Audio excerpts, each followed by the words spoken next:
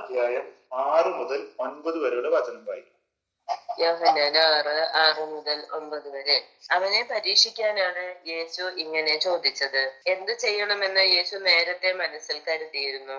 ഫിലിപ്പോസ് മറുപടി പറഞ്ഞു, ഓരോരുത്തർക്കും അല്പം വീതം കൊടുക്കുവാൻ 200 ധനാറയ്ക്കുള്ള അപ്പം പോലും തികയുകയില്ല.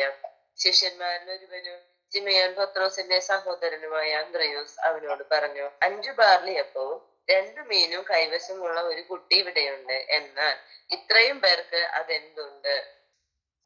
അവനെ പരീക്ഷിക്കാനാണ് യേശു ഇങ്ങനെ ചോദിച്ചത്.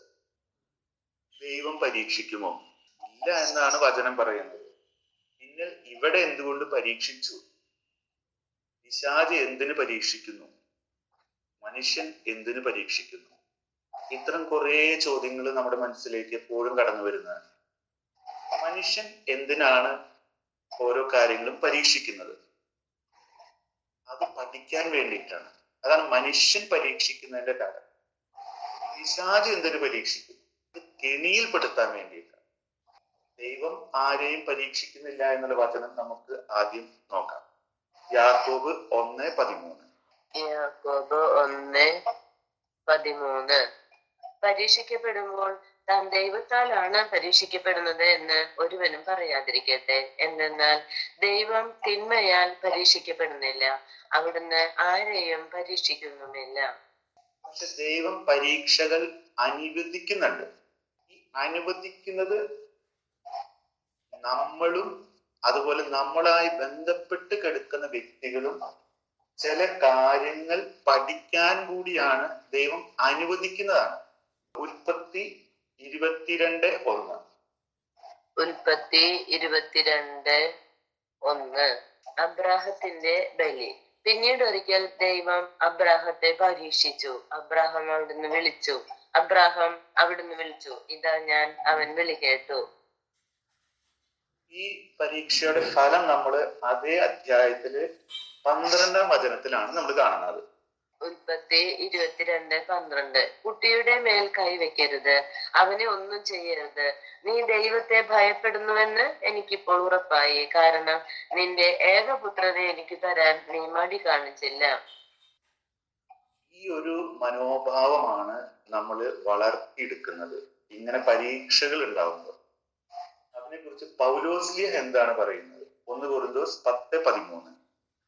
1 കൊരിന്തോസ് 10:13. മനുഷ്യ സാധാരണമല്ലാത്ത ഒരു പ്രലോഭനവും നിങ്ങൾക്ക് നേരിട്ടിട്ടില്ല. ദൈവം വിശ്വസ്തനാണ്. നിങ്ങളുടെ ശക്തിക്ക് അതീതമായ പ്രലോഭനങ്ങൾ ഉണ്ടാകാൻ അവിടുന്ന് അനുവദിക്കുകയില്ല. പ്രലോഭനങ്ങൾ ഉണ്ടാകുമ്പോൾ അവയെ അതിജീവിക്കാൻ വേണ്ട ശക്തി അവിടുന്ന് നിങ്ങൾക്ക് നൽകും. പത്രോസ്ലീഹ പറയുന്നു 1 പത്രോസ് 4:12. ക്രിസ്തീയ സഹനം. പ്രിയപ്പെട്ടവരെ, നിങ്ങളെ പരിശോധിക്കാനായി അഗ്നിപരീക്ഷകൾ ഉണ്ടാകുമ്പോൾ അപ്രതീക്ഷിതമായത് എന്തോ സംഭവിച്ചാലെന്ന പോലെ പരിഭ്രമിക്കരുത്. ക്രിസ്തുവിന്റെ പീഡകളിൽ നിങ്ങൾ പങ്കുകാരാകുന്നതിൽ ആഹ്ലാദിക്കുവേൻ. അവന്റെ മഹത്വം വെളിപ്പെടുമ്പോൾ നിങ്ങൾ അത്യധികം ആഹ്ലാദിക്കും. റോമ 8:18. നമുക്ക് വെളിപ്പെടാനിരിക്കുന്ന മഹത്വത്തോട് തുലനം ചെയ്യുമ്പോൾ ഇന്നത്തെ കഷ്ടതകൾ നിസ്സാരമാണെന്ന് ഞാൻ കരുതുന്നു. 2 കൊരിന്തോസ് 4:17. 2 കൊരിന്തോസ് 4:17. ഞങ്ങളുടെ ക്ലേശങ്ങൾ നിസ്സാരവും ക്ഷണികവുമാണ്, അവയുടെ ഫലമോ അനുപമമായ മഹത്വവും. യാക്കോബ് 1:12. യാക്കോബ് 1:12. പരീക്ഷിക്കപ്പെടുമ്പോൾ താൻ ദൈവത്താലാണ് പരീക്ഷിക്കപ്പെടുന്നത് എന്ന് ഒരുവനും പറയാതിരിക്കട്ടെ. എന്തെന്നാൽ ദൈവം തിന്മയാൽ പരീക്ഷിക്കപ്പെടുന്നില്ല, അവിടുന്ന് ആരെയും പരീക്ഷിക്കുന്നുമില്ല. 2 ശിഷ്യന്മാരുടെ മറുപടികളാണ് ഇനി കാണുന്നത്. ഒന്ന് ഫിലിപ്പിന്റെ, രണ്ടാമത്തത് ആൻഡ്രൂവിന്റെ. 2 മറുപടികൾ. ഇവിടെ 2 തരത്തിലാണ് മറുപടികൾ വരുന്നത്. ആദ്യം ഫിലിപ്പിൽ നിന്ന് വരുന്ന എന്താണ്? പൈസയെ കുറിച്ചാണ് പറയുന്നത്, അപ്പത്തെ കുറിച്ചാണ് പറയുന്നത്. മനസ്സിലാക്കുന്ന രീതികളും വ്യത്യസ്തമാണ്. അതിന്റെ കാരണം എന്താണ്? ക്രിസ്തുവിന് മുമ്പ് 2 തരം പഠനങ്ങളാണ് ഉണ്ടായിരുന്നത്. ഒന്ന് മാനുഷിക പഠനങ്ങൾ, അത് തത്വശാസ്ത്രത്തിൽ നിന്നൊക്കെ വരുന്ന പഠനങ്ങൾ. രണ്ടാമത്തത് എഴുതപ്പെട്ട നിയമങ്ങളിൽ നിന്ന്. അങ്ങനെ രണ്ട് തരം പഠനങ്ങളാണ് ക്രിസ്തുവിന് മുമ്പുള്ളത്. മാനുഷിക പഠനങ്ങളും രണ്ടാമത്തത് എഴുതപ്പെട്ട നിയമത്തിലൂടെ പഠനം. ഇവിടെ ഫിലിപ്പ് മാനുഷികമായിട്ടുള്ള പഠനത്തിനെ കേന്ദ്രീകരിച്ചുകൊണ്ടാണ്, അതുകൊണ്ടാണ് വാങ്ങിക്കുന്നതിനെ കുറിച്ചാണ് സംസാരിക്കുന്നത്. ഇതെന്താണ് ജ്ഞാനം എന്ന് പറയുന്നത്? ഇങ്ങനെ അധ്വാനിച്ച് വാങ്ങിക്കാനുള്ളതാണെന്നുള്ളതാണ് ആ ഒരു ചിന്ത മനുഷ്യരിൽ ഇപ്പോഴും ഉണ്ട്.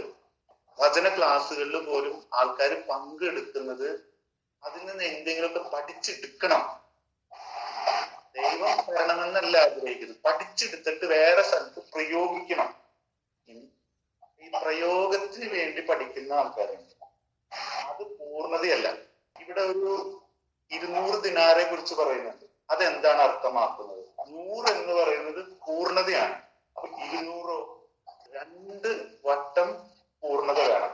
ഇത്തരം ജ്ഞാനം സമ്പാദിക്കുന്ന രീതിയിൽ അനുഭവവും ധ്യാനം കൊണ്ടും സ്വന്തമാക്കാന്നുള്ളതാണ്. അത് മനുഷ്യ ശ്രമത്തിലുള്ള ധ്യാനം, അത് മനുഷ്യ അനുഭവത്തിലുള്ള. ഇതാണ് ഇവിടെ ശ്രമിക്കുന്നത്.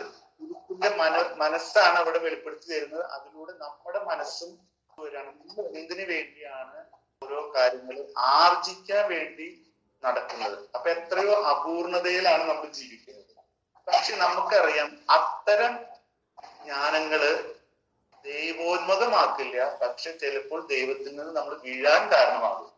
അതാണ് ജെറമിയ 9:23 നമുക്ക് മനസ്സിലാവും. ജെറമിയ 9:23 കർത്താവ് അരുളി ചെയ്യുന്നു, ജ്ഞാനി തന്റെ ജ്ഞാനത്തിൽ അഹങ്കരിക്കാതിരിക്കട്ടെ, ബലവാൻ തന്റെ ബലത്തിൽ പ്രശംസിക്കാതിരിക്കട്ടെ, സമ്പന്നൻ തന്റെ സമ്പത്തിൽ വലിപ്പം ഭാവിക്കാതിരിക്കട്ടെ. ഇതാണ് ആദ്യ നിലപാട്. ഇനി രണ്ടാമത്തത് ആൻഡ്രൂവിനെ കുറിച്ചാണ് പറയുന്നത്. ആളവിടെ അപ്പത്തെ കുറിച്ചാണ് പറയുന്നത്. അപ്പൊ ഇതെന്താണ്? കുറേയും കൂടിയും ദൈവോന്മുഖമാക്കുന്ന കാര്യമാണ്. ഇവിടെ 5 ബാർലിയപ്പത്തെ കുറിച്ച് പറയുന്നുണ്ട്. 5 ബാർലിയപ്പം എന്താണ്? അത് പഞ്ചഗ്രന്ഥിയിലുള്ള കാര്യങ്ങളാണ്. മോശ ആരാണ് ഇവിടെ? ആ ഒരു ബാലൻ. കാരണം നിയമം നൽകപ്പെട്ടത് മോശയിലൂടെയാണ്. യോഹന്നാൻ 1:17. യോഹന്നാൻ 1:17 എന്തുകൊണ്ടെന്നാൽ നിയമം മോശ വഴി നൽകപ്പെട്ടു, കൃപയും സത്യവുമാകട്ടെ യേശു ക്രിസ്തു വഴി ഉണ്ടായി.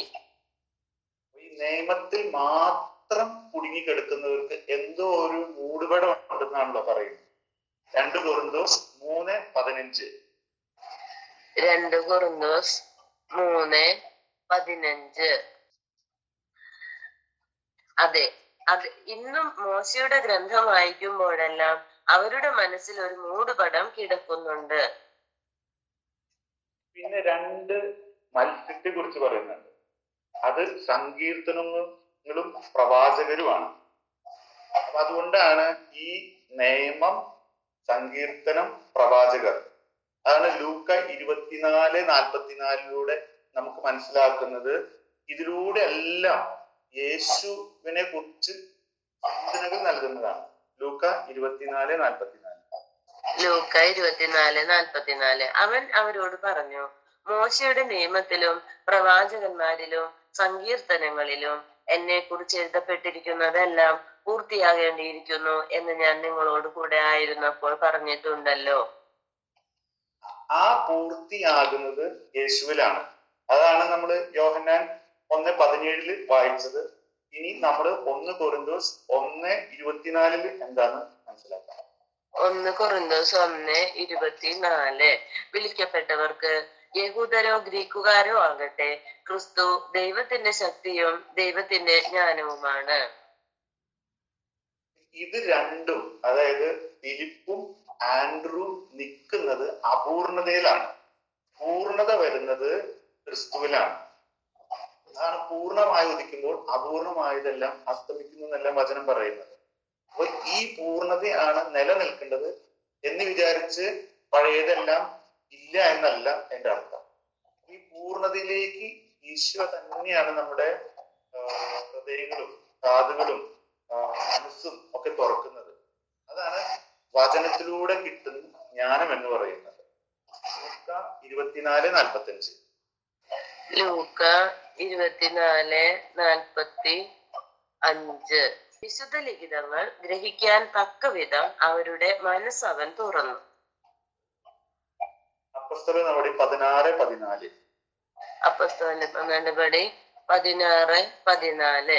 ഞങ്ങളുടെ വാക്കുകൾ കേട്ടവരുടെ കൂട്ടത്തിൽ തിയത്തീറ പട്ടണത്തിൽ നിന്ന് വന്ന പട്ടുവിൽപ്പനക്കാരിയും ദൈവഭക്തയുമായ ലീദിയ എന്ന സ്ത്രീയും ഉണ്ടായിരുന്നു. പൗലോസ് പറഞ്ഞ കാര്യങ്ങൾ സ്വീകരിക്കാൻ കർത്താവ് അവളുടെ ഹൃദയം തുറന്നു. 2 മക്കബായർ 1:4. 2 മക്കബായർ 1:4.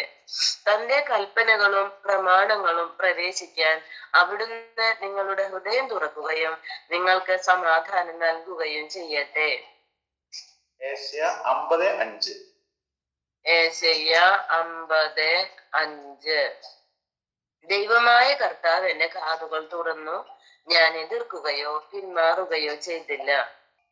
ഈശോ ഇങ്ങനെ നമ്മുടെ കാതും മനസ്സും ഹൃദയമെല്ലാം തുറക്കുമ്പോഴേ നമ്മുടെ എല്ലാ സംശയങ്ങളും ഇല്ലാതാവുകയുള്ളൂ. അപ്പോഴാണ് നമ്മൾ ഈ ജ്ഞാനത്തിന്റെ പൂർണ്ണതയിലേക്ക് വരുന്നത്. ഇതേ സംശയം നമുക്കുണ്ട്. നമുക്ക് കിട്ടിയ വചനമൊക്കെ നഷ്ടപ്പെടുമോ? ഒന്നും നഷ്ടപ്പെടില്ല. ദൈവം തന്നതാണെങ്കിൽ ഒന്നും നഷ്ടപ്പെടില്ല. നമ്മൾ കൊടുക്കുന്നവരിൽ നിന്നും നഷ്ടപ്പെടില്ല. ഏശയ്യ 59:21. ഏശയ്യ 59:21. കർത്താവ് അരുളി ചെയ്യുന്നു, ഞാൻ അവരുമായി ചെയ്യുന്ന ഉടമ്പടി ഇതാണ്. നിന്റെ മേലുള്ള എന്റെ ആത്മാവും നിന്റെ അധരങ്ങളിൽ ഞാൻ നിക്ഷേപിച്ച വചനങ്ങളും നിന്റെയോ നിന്റെ സന്താനങ്ങളുടെയോ അവരുടെ സന്താനങ്ങളുടെയോ അധരങ്ങളിൽ നിന്ന് ഇനി ഒരിക്കലും അകന്നു പോവുകയില്ല. കർത്താവാണ് ഇതരുളി ചെയ്യുന്നത്. ഒരു മഹത്വത്തിന്റെ സമ്പത്താണ് നമ്മുടെ ഹൃദയത്തിലേക്ക് ദൈവം തരുന്നത്. പ്രഭാഷകൻ 39:31 മുതൽ 33 വരെയുള്ള വചനം. പ്രഭാഷകൻ 39:31 മുതൽ 33 വരെ. അവിടുത്തെ കൽപ്പനയിൽ അവ ആഹ്ലാദം കൊള്ളുകയും കർത്തവ്യ നിർവഹണത്തിനു വേണ്ടി ഒരുങ്ങിയിരിക്കുകയും ചെയ്യുന്നു. സമയം വരുമ്പോൾ അവ അവിടുത്തെ വാക്ക് ലംഘിക്കുകയില്ല. ആദ്യം മുതൽ തന്നെ ഇത് എനിക്ക് ബോധ്യപ്പെടുകയാൽ ഞാൻ അതേപ്പറ്റി ചിന്തിച്ച് രേഖപ്പെടുത്തി. കർത്താവിന്റെ പ്രവൃത്തികൾ ഉത്തമമാണ്. യഥാസമയം അവിടുന്ന് ആവശ്യങ്ങൾ നിറവേറ്റുന്നു. ഫിലിപ്പി 4:19. ഫിലിപ്പി 4:19. എന്റെ ദൈവം തന്റെ മഹത്വത്തിന്റെ സമ്പന്നതയിൽ നിന്ന് യേശുക്രിസ്തു വഴി നിങ്ങൾക്ക് ആവശ്യമുള്ളതെല്ലാം നൽകും. ഇങ്ങനെ വരുമ്പോഴാണ് പഴയ ചോദ്യം ഉണ്ടല്ലോ, ഇവർക്ക് ഭക്ഷിക്കാൻ നാം എവിടെ നിന്ന് അപ്പം വാങ്ങും?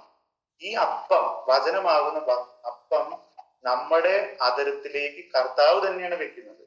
ഏശയ്യ 51:16. ഏശയ്യ 51:16. ആകാശത്തെ വിരിച്ചും ഭൂമിക്ക് അടിസ്ഥാനമിട്ടും സിയോനോട് നീ എന്റെ ജനമാണ് എന്ന് പറഞ്ഞും എന്റെ വചനം നിന്റെ അധരങ്ങളിൽ ഞാൻ നിക്ഷേപിച്ചിരിക്കുന്നു.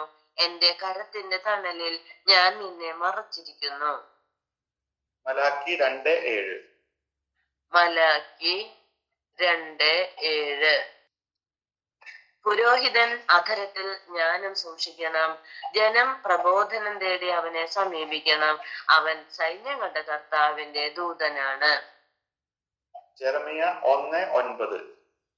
ജെറമിയ 1:9. അനന്തരം കർത്താവ് കൈനീട്ടി എന്റെ അധരത്തിൽ സ്പർശിച്ചുകൊണ്ട് അരുളി ചെയ്തു, ഇതാ എന്റെ വചനങ്ങൾ നിന്റെ നാവിൽ ഞാൻ നിക്ഷേപിച്ചിരിക്കുന്നു. ജോഷുവ 1:8. ജോഷുവ 1:8. ന്യായപ്രമാണ ഗ്രന്ഥം എപ്പോഴും നിന്റെ അധരത്തിൽ ഉണ്ടായിരിക്കണം. അതിൽ എഴുതിയിരിക്കുന്നതെല്ലാം പാലിക്കാൻ നീ ശ്രദ്ധിക്കണം. അതിനെ കുറിച്ച് രാവും പകലും ധ്യാനിക്കണം. അപ്പോൾ നീ അഭിവൃദ്ധി പ്രാപിക്കുകയും വിജയം വരിക്കുകയും ചെയ്യും. റോമ 10:8. റോമ 10:8. എന്നാൽ പിന്നെ എന്താണ് പറയുന്നത്? വചനം നിനക്ക് സമീപസ്ഥമാണ്, നിന്റെ അധരത്തിലും നിന്റെ ഹൃദയത്തിലും അതുണ്ട്. ഞങ്ങൾ പ്രസംഗിക്കുന്ന വിശ്വാസത്തിന്റെ വചനം തന്നെ. Praise the Lord.